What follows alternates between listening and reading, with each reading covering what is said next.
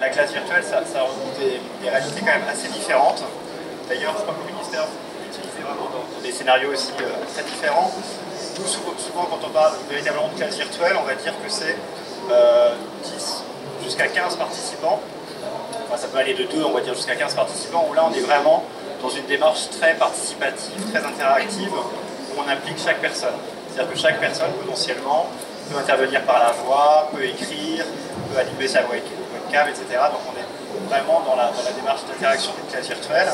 Au-delà, on est plus soit dans une webconf, donc plus informative, soit carrément dans un webinar.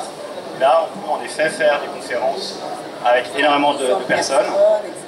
Et ça, c'est vraiment une notion qu'il faut vraiment avoir en tête quand vous préparez votre classe virtuelle. C'est-à-dire que vous n'allez pas du tout faire les mêmes interactions, évidemment, suivant le nombre de personnes. Et tout en sachant que même sur une webconférence ou un webinar, on peut faire participer les gens, par exemple, par le chat.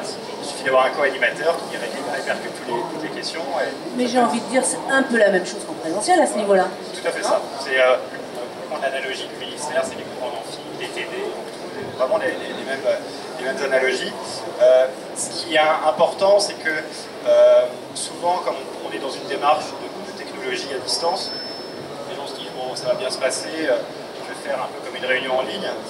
On va le voir un peu plus loin, mais je préfère le dire maintenant, ça ne s'improvise pas. C'est-à-dire qu'une classe virtuelle, si vous voulez faire une classe virtuelle efficace, elle le dira, ça se prépare, il faut formaliser sa démarche, son scénario pédagogique, pour que vraiment il y ait un impact sur les personnes. Nous, ce qu'on aime bien, mais bon, ça c'est notre point de vue, ce qu'on aime bien, c'est des détails de classe virtuelle où il n'y a pas forcément trop de monde. On s'aperçoit que si vous voulez capter l'attention des gens, même sur la durée, en faisant plusieurs modules, il ne faut pas être trop nombreux.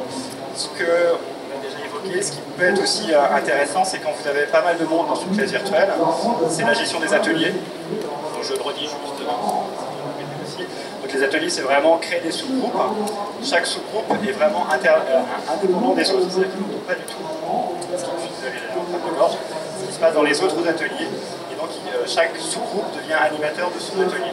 C'est comme si vous répartissiez vos élèves dans des pièces différentes et ils animent de manière complètement indépendante leur atelier.